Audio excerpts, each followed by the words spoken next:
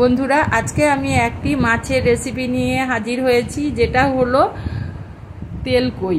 আর এর জন্য আমি কিছুটা কই মাছকে ধুয়ে পরিষ্কার করে নিয়েছি, আর এদের গাগুলো একটু একটু করে চাকু দিয়ে আমি কেটে নিয়েছি। এবার আমি এগুলোকে নুন হলুদ মাখিয়ে ম্যারিনেট করে নেব। প্রত্যেকটা গায়ে আমি নুন হলুদ এইভাবে মাখিয়ে নেব। আমার নুন হলুদ মাখানো হয়ে গেছে। এবার এটাকে আমি সাইডে রেখে দেব। তারপর আমি একটা মশলা রেডি করব।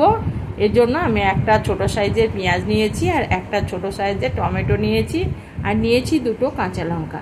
কাঁচা লঙ্কাটা দেওয়ার পর আমি একটু জল দিয়ে একটা পেস্ট বানিয়ে নেব।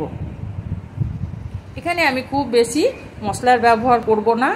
এবার আমি গ্যাসের মধ্যে একটা প্যান বসিয়ে দিয়েছি। প্যানের মধ্যে আমি কিছুটা সরষের তেল দিয়ে নিলাম।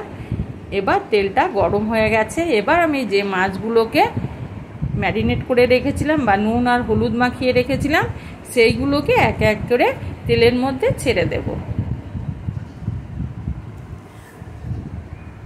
এইভাবে আমি কুড়িয়ে ফিরিয়ে মাছগুলোকে ভেজে নেব। আমি এই কই মাছগুলোকে খুব কড়া করে ভাজার দরকার নেই, শুধু মাছের যে গন্ধটা আছে ওটা যাবার জন্য আমি কই মাছগুলোকে শুধুমাত্র একটু ভেজে নেব।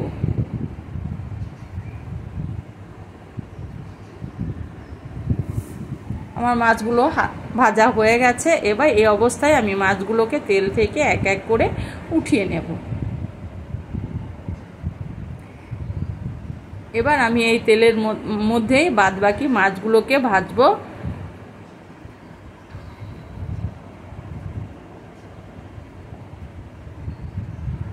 আর মাছ ছাড়ার সময় একটু সাবধানে ছাড়তে হবে, যাতে তেল ছিটকিয়ে হাতে না আসে।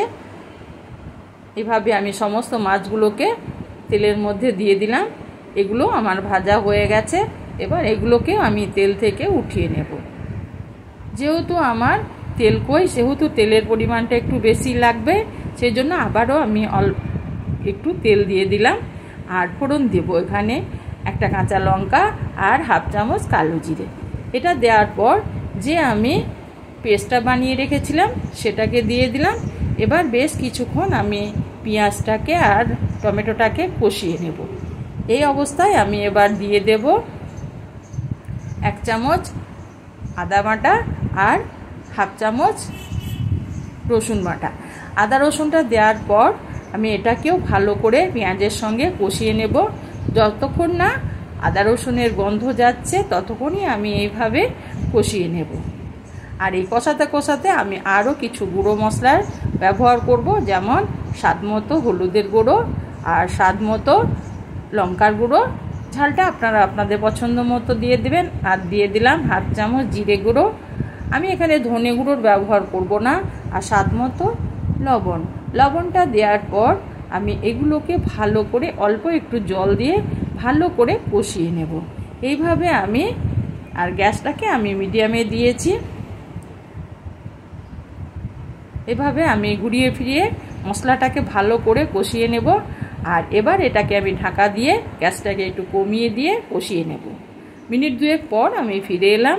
আমার মশলা থেকে সমস্ত তেল ছেড়ে দিয়েছে, আর মশলাতেও সুন্দর সেন্ট বেরাচ্ছে।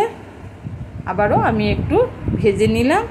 এবার আমি এখানে যে মিক্সিং জারে আমি মশলাটা বেটেছিলাম সেটা ধুয়ে 1 কাপ মতো আমি জল দিয়ে দিলাম ঝোলের জন্য। যেহেতু এটা ঝোল হবে না, একটু রসালো রসালো ভাব হবে বা আঠা আঠা ভাব হবে। এবার আমি কইগুলোকে একে একে ঝোলের মধ্যে দিয়ে দেব। এটা একটা অসম্ভব টেস্টি রেসিপি, কিন্তু বন্ধুরা খুব কম মশলাতে এটা রান্না হয়ে যায়, কিন্তু অসাধারণ লাগে খেতে এইভাবে কই মাছ রান্না করলে।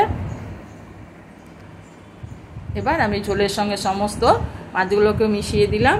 আর এবার আমি দিয়ে দিলাম অল্প একটু চিনিটা দেওয়ার ফলে এটা ব্যালেন্সটা ঠিক হবে, আর খেতে কিন্তু খুব ভালো লাগবে। অল্প একটু চিনি দিলাম।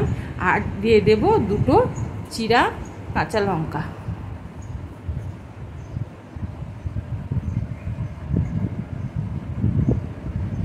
লঙ্কাটা দেওয়ার পর আবারও আমি লঙ্কাটা সমস্ত মাছের সঙ্গে মিশিয়ে নেব। দেখুন বন্ধুরা, কিন্তু যেমন অসাধারণ দেখতে, কিন্তু টেস্টটাও কিন্তু অসাধারণ। এবার আমি লঙ্কাটা আর চিনিটা দেওয়ার পর মিনিট 2 ঢেকে রাখলাম। 2 মিনিট পর আমি ফিরে এলাম। আমার সমস্ত জলটা অনেক কমে গেছে আর আমার কই মাছের রেসিপিটি রেডি হয়ে গেল।